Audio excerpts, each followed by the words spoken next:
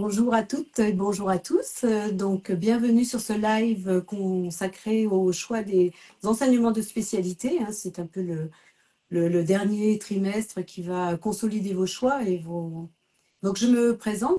Je suis Muriel Blanc, psychologue de l'éducation nationale. Je travaille au service Parcoursup pour le rectorat de Grenoble. Nous allons faire ce live à 4 voix. Donc Claire qui va se présenter, puis deux élèves qui vont donner aussi leur expérience de ces choix de DS, donc des élèves qui sont en première et en terminale, qui vont accompagner ce live. Claire, bonjour. Bonjour, bonjour Muriel, bonjour à tous. Voilà, donc moi je suis Claire Jacomin, je suis enseignante en mathématiques en lycée et aussi professeure principale de seconde. Donc je vais vous donner quelques informations sur ces choix de spécialité qui sont très importants pour l'orientation en fin de seconde. Olivia, est-ce que tu veux te Moi présenter? c'est Olivia et du coup je suis élève en première, j'ai les spécialités maths, physique et AGGSP. D'accord. Hein, donc on aura l'occasion de revenir sur comment ces choix se sont faits pour toi, comment ça s'est passé. Et puis Solal, peut-être tu peux te présenter aussi. Alors, moi, c'est Solal, je suis en terminale avec du coup c'était HGSP et SES et du coup j'avais mathématiques l'année dernière.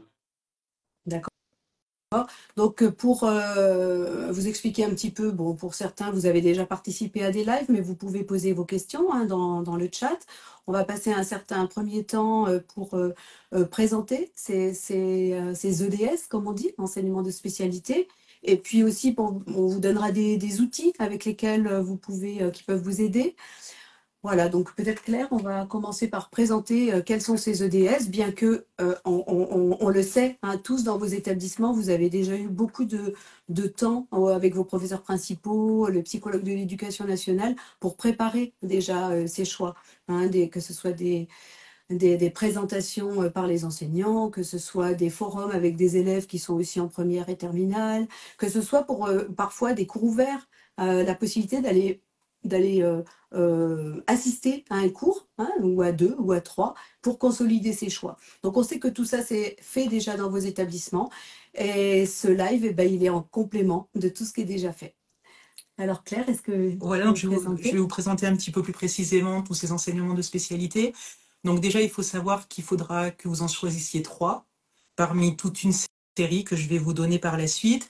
Alors, le but de ces choix, il y en a plusieurs. Le premier, ça va être de préparer le post-bac, bien évidemment. Ça va être d'avoir des connaissances plus approfondies dans les 3 domaines que vous allez choisir. Ça va être de choisir des spé qui vous plaisent aussi, mais en sachant qu'il faut aussi avoir des spé où vous êtes à l'aise, où vous avez de bons résultats, puisqu'on parlera des coefficients un petit peu plus tard, et c'est important pour la suite et pour votre bac surtout. Euh, Ces choix, vous avez eu avant le conseil de classe du deuxième trimestre 4 choix à faire où vos professeurs, lors du conseil de classe, vous ont indiqué si ces choix étaient judicieux ou pas.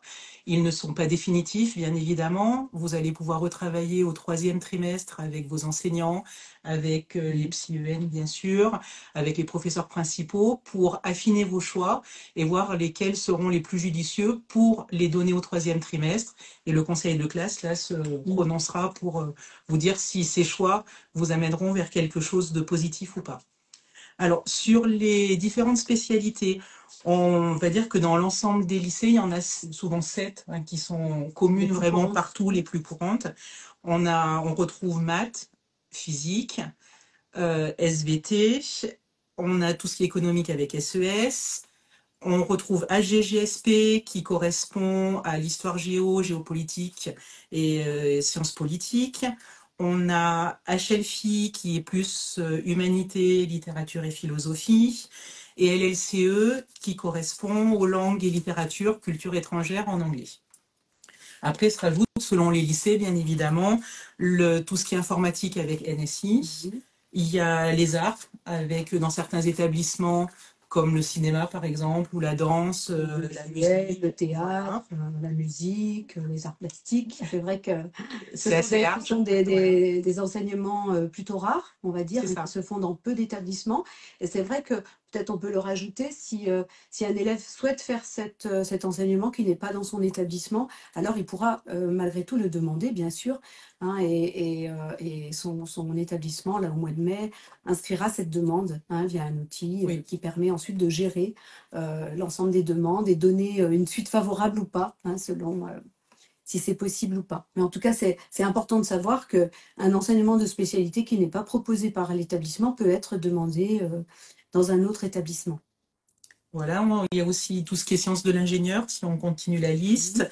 Il y a AMC qui correspond à anglais, monde contemporain. Il y a l'aspect EPPCS qui est éducation physique, pratique et culture sportive. Et puis écologie et agronomie qui est vraiment spécifique au lycée agricole. Voilà. Alors après, dans ces choix, il y a certaines SP, on aura peut-être l'occasion d'en parler dans vos différentes questions, ou qui sont conseillées, si on en choisit une, de choisir une autre. Je donne par exemple, voilà, quelqu'un qui choisirait l'aspect physique, il est judicieux en première de prendre aussi l'aspect maths pour avoir les bons outils pour réussir en spé physique.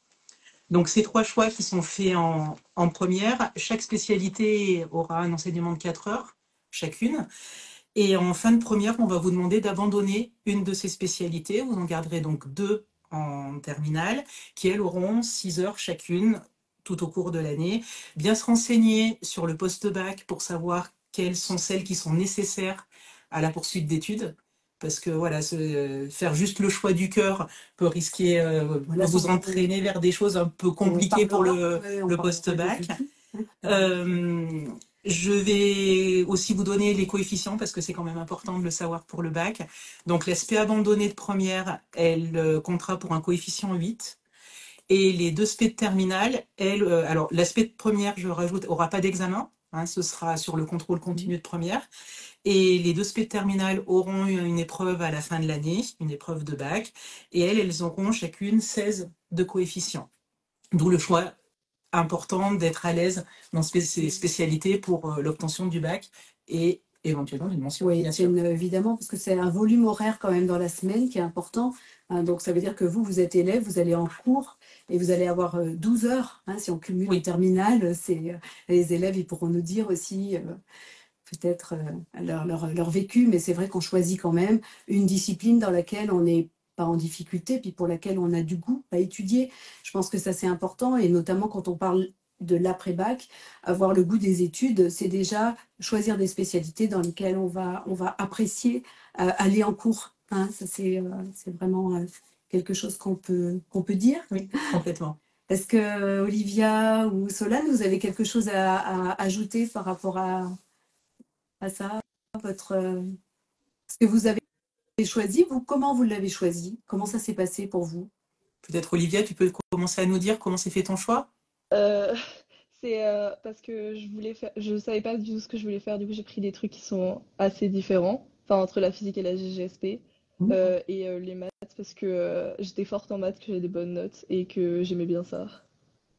Et tu avais déjà une idée en seconde de ce que tu voudrais faire par la suite comme domaine d'études? Faire Sciences Po. D'accord. D'accord. D'où le choix de l'histoire géo et géopolitique. Voilà. Très bien. Bon, alors c'est vrai que je vous ai dit tout à l'heure, on pouvait apporter peut-être, vous les connaissez, mais 2 outils qui peuvent être utiles quand on veut tester un petit peu ces triplettes d'enseignement. Est-ce que vous connaissez les élèves le Horizon 21, hein, qui est un site de l'ONICEP qui permet, en fait, c'est comme un simulateur. Alors, on va rentrer les 3 enseignements de spécialité et puis ça va nous dégager des grands champs professionnels qui sont en lien, hein, avec ces choix d'enseignement. Et au-delà des champs professionnels même, qui font vraiment des liens avec des poursuites d'études plus ou moins précis pour l'après-bac. Donc là, c'est vrai que ça permet un peu de jouer avec différentes, si on a une hésitation, hein, entre un enseignement et un autre, et bien avec cet outil, ça permet de simuler un peu les choses et puis de voir ce qui nous ressemble le plus. Parce que c'est vrai qu'on n'est pas, c'est bien rare d'être bien, de savoir avec une grande précision en fin de seconde ce qu'on va faire après le bac. Et ça, personne ne vous le reproche. C'est même plutôt normal, on va dire. Mais c'est vrai qu'on commence quand même à ressentir, quand on a 15 ans, 16 ans, un peu des tendances de choses et des grands secteurs qui pourraient quand même nous attirer plus que d'autres, hein, qu'on va peut-être un peu rayer de la carte. Voilà. Donc ce site Horizon 21, je ne sais pas si toi, Claire, tu l'utilises avec tes élèves. Moi, je leur ai donné. Certains sont allés voir un petit peu dessus comment c'était. Ouais. Voilà. Donc ça, c'est un des outils. Et puis, le deuxième outil, ben, c'est Parcoursup. Alors Parcoursup, pour l'instant, quand on est en seconde, on se dit, oula, c'est un peu loin, hein, l'après-bac. Alors néanmoins, c'est quand même un outil qui peut être intéressant parce que pour chaque formation, vous avez ce qu'on appelle une fiche formation, une fiche qui est téléversée dans Parcoursup par chaque établissement. Et ce sont vraiment les enseignants du supérieur qui écrivent dedans ce qu'ils veulent porter à connaissance des élèves du lycée, aux lycéens. Hein, donc c'est vraiment un ensemble de conseils, de détails, de choses qui vous intéressent nécessairement. Et il y a une rubrique qui s'appelle Conseils aux lycéens, et dans lesquels souvent, et là je fais le lien avec le live, souvent les enseignants du supérieur vous donnent des conseils sur les enseignements de spécialité. Alors des conseils, c'est des conseils, hein, c'est-à-dire que ça c'est pas forcément complètement fermé, mais ce sont des conseils qui sont bons à prendre évidemment. Voilà pour les deux outils qu'on pouvait vous donner. Il y en a d'autres. Hein. Ouais, alors, sur ce choix d'ESP, Solène, est-ce que tu peux nous dire si, justement, comme tu es en terminale, comment s'est fait ton choix en seconde? Et puis après, comment en fin de première, tu as choisi de supprimer, entre guillemets, une spécialité? Le choix de tes deux dernières spécialités en terminale? Alors déjà, je pense que l'enseignement de mathématiques c'était vraiment important, même enfin pour tout le monde. Je pense qu'avoir des bases en mathématiques c'est important et donc c'est pour ça que je l'ai pris, même si je savais que j'allais le stopper forcément en terminale. Et puis après voilà, j'ai toujours aimé un peu tout ce qui est monde extérieur, tout ça. Et donc je pense que ce duo de spé entre les sciences économiques et sociales et puis la GGSP, ça va bien ensemble parce que du coup, voilà, on comprend bien les deux facettes du monde qui nous entoure et c'est des choses vraiment qui m'intéressaient et du coup, bah, voilà, ça m'intéresse toujours. Donc le choix était bon. Ouais. Mhm. Est-ce que tu avais eu, Olivia, des hésitations à un moment donné? Oui, Alors, j'ai sur quoi changé, porter j'ai changé beaucoup de fois d'avis dans Oui, l'année. oui. Et sur quoi porter l'hésitation qu'on peut avoir? C'était quels sont les arguments des fois qui se succèdent comme ça où on se Bah, c'était je décidé. savais pas les spécialités, qu'est-ce qui était mieux qu'il fallait que je prenne comme spécialité, et les spécialités aussi par rapport au travail et en première. Hmm. Oui, là tu veux dire le contenu des Oui, programmes, ça c'est vrai que c'est quelque chose qui est vraiment important, c'est-à-dire tout à l'heure on a passé du temps à citer hein, les enseignements de spécialité. C'est vrai qu'il faut prendre du temps, de toute façon quand on s'occupe de son orientation, il faut accepter de passer du temps. Hein, ça c'est vraiment déjà une donnée importante, mais passer du temps sur les programmes. C'est-à-dire quand on va voir les enseignants, quand on rencontre un élève qui est en première ou terminale, parler des programmes, parler on parlait des épreuves terminales, comment on est évalué, est-ce qu'il y a des travaux de groupe, est-ce qu'il y a beaucoup d'exercices à l'oral ou pas. Et tout ça aussi, ça fait partie des choses qui peuvent peut-être aider à décider de prendre telle ou telle spécialité plutôt qu'une autre. Oui, puis surtout ne pas s'arrêter juste à Mm, l'intitulé d'ESP. mm, Vous avez l'habitude, on les utilise beaucoup au travers d'initiales. Hein, si on redonne l'exemple de AGGSP, voilà. Alors même si on lit ce que ça veut dire, hein, histoire géo, géopolitique, sciences politiques, c'est vrai que ça reste très vague, je pense, quand on est en seconde.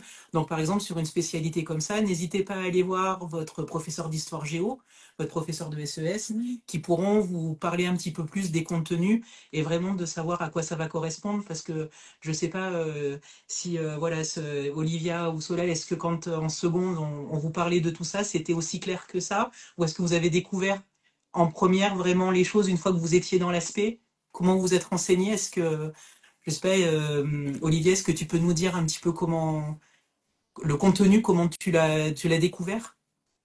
J'ai demandé à mes profs, justement, de prof principal et de SES. Voilà. Mm. Ouais. Mm. Une autre manière aussi, c'est si on va au CDI, on demande le bouquin, là, comment on appelle ça, le manuel, pardon, le manuel de la spécialité. On peut regarder la table des matières, regarder un petit peu ce qu'on va étudier. Hein, ça, c'est une autre manière, c'est moins vivant que d'aller rencontrer l'enseignant, mais ça peut aussi donner des idées. Et Solane, toi aussi, le choix, tu savais les contenus ou tu es allé te renseigner? Comment tu t'y es pris? Personnellement, je pense que je suis très bien tombé parce que du coup, c'est des secteurs dans lesquels je m'informais déjà beaucoup, Mm. des choses qui me plaisaient vraiment. Et donc, quel que soit le programme, en fait, j'allais m'y retrouver. Donc, non, ça m'a pas forcément posé de problème, le programme ou autre. C'est juste, voilà. Ça m'intéressait qu'on parle des choses qui me passionnent. Donc, voilà. C'est pour ça que j'ai fait ce choix. Après, c'est sûr que ça peut dépendre des gens et je pense que jeter un œil au programme, ça peut être aussi intéressant. Oui, pour D'accord, ceux très qui bien. hésitent, notamment, hein, ceux qui hésitent un peu entre une chose ou une autre, effectivement. Et vous avez eu besoin de vous tourner quand on est indécis ou quand on réfléchit, on discute avec qui? Si vous vous souvenez un peu, quelles sont les personnes vers lesquelles bah, on peut se tourner pour avoir un peu de l'aide dans cette réflexion? Olivia, si tu te souviens un Euh, petit peu pour toi comment ça s'est passé? bah, bah, moi, j'avais demandé à mes professeurs de pouvoir tester certains cours pour Voilà, voir ouais. aussi comment ça se passait. Mm.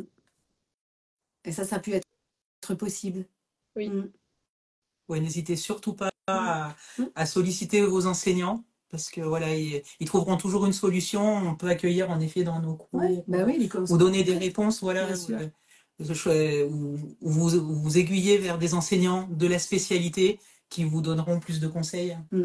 Alors, dans le chat, nous avons quelques questions. Quand dois-je faire mes vœux? Alors, les vœux, ben, je pense que vous en avez déjà fait de façon provisoire hein, au deuxième trimestre, là, pour le conseil de classe du deuxième trimestre. Et D'ailleurs, souvent, puis, on vous en demande 4 pour oui, un premier choix avant les 3 définitifs. voilà. Et puis au troisième trimestre, ben, c'est vraiment ce troisième trimestre qui va être l'objet de la décision. Hein. Pour l'instant, vous êtes encore dans la réflexion. Et puis, au troisième trimestre, il faudra se décider et mettre sur la fiche de vœux, on va dire fin mai. Hein, je pense qu'on Oui, peut faire ça, en gros. voilà, puisqu'elle sera demandée après ce sera au moment de la fiche dialogue, juste avant les conseils de classe du troisième trimestre. Mm. Mm. Donc voilà pour l'échéance des vœux. Comment faire si on ne sait pas du tout ce qu'on veut faire? Alors, est-ce que j'entends on ne sait pas du tout ce qu'on veut faire après le bac? Hein, peut-être que c'est ça. Eh ben oui, alors là, Vaste on est question. vraiment dans un questionnement qui touche à comment choisir quand on n'a pas tous les éléments. Eh ben on fait avec les éléments qu'on a. Et ça va être toute la vie comme ça.